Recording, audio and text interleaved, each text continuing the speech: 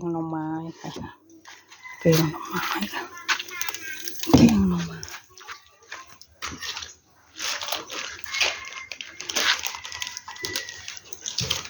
แกงหน่อไม้นิดนึงได้มาเที่ยวมันเหมือนอย่างนี้โบมันจะตัดกินแล้วเอามาเอามา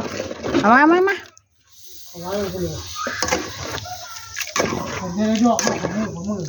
อุ้ยหลับอยู่จนว่าเป็นแห่งหนักหนาหยิบเท้ามาซื้อเยอะซื้อนั่นน่ะมากอันนั้นเอามากินแกมากระดอมบ่แม่มากมากระดอมต้องเป็นลิ้นมากันเลยซื้อเลยเอามาดูมันหมดโอ้ยยอยปุกแล้วพู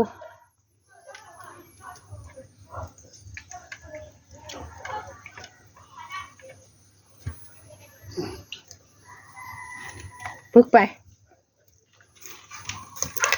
ใส่เห็ดกระตันรู้จักเห็ดกระตันเห็ดหูหนูผู้ไก่อันนั้นมันได้กินเม็ดมะฮุ่งจนเบิดของเสียบมันเนาะ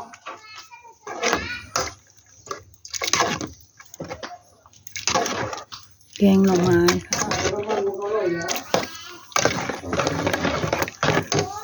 นี่กินแล้วเสียบเลยมันจะโอ้นี่อย่างอะไรคุณลุงก็ว้าวจังเลย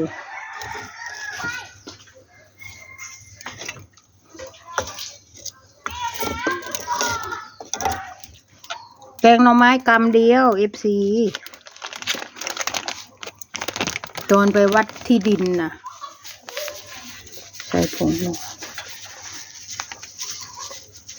ใส่หลายเชฟหลายพอเดียวอะไรก็มันไม่เข้าตากรรมการได้ใส่หลายใส่หลายบ่แซ่บ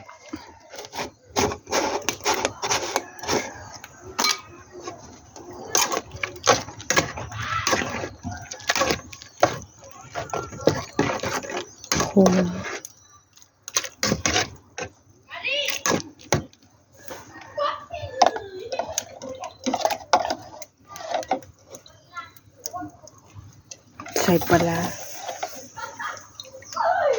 ลาหนึ่ง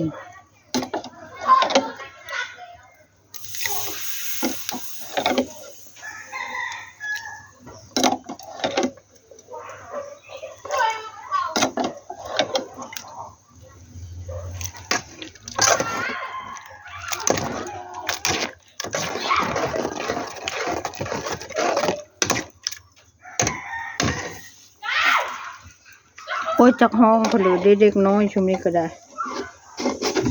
เตะฟุตบอลพอปานเพลือตอดเนาะ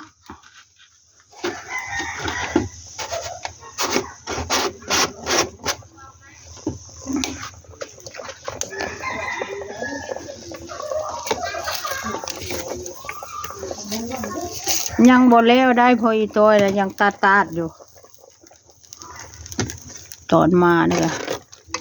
ยังเอาคุบโกมอยู่หมอก็ได้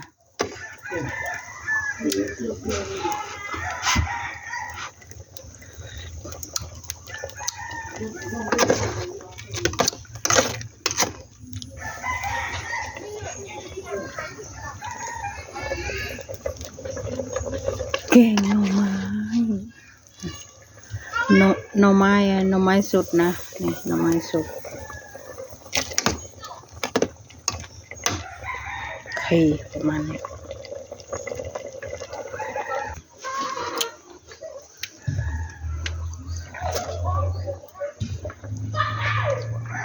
เอาผักเสร็จแล้ว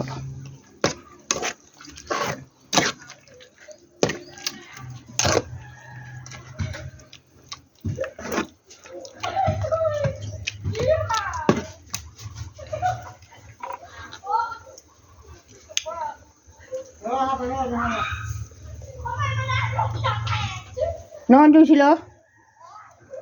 ฮะ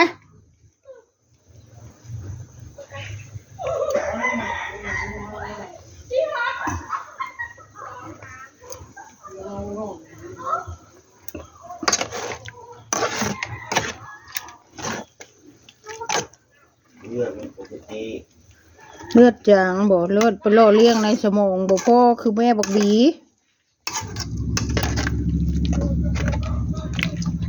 แม่บีก็นอนลง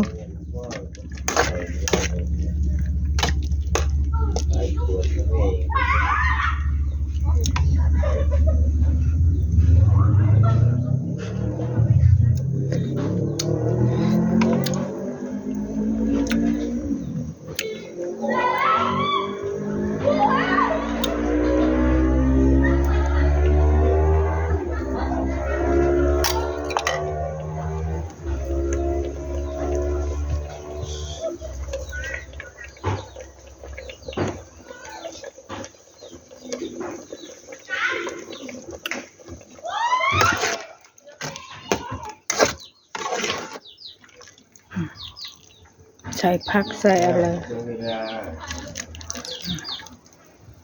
ใส่ผักใส่อะไรเยอะๆแกงหน่อไม้ค่ะนี่นะหน้าตาจะเป็นแบบนี้ค่ะ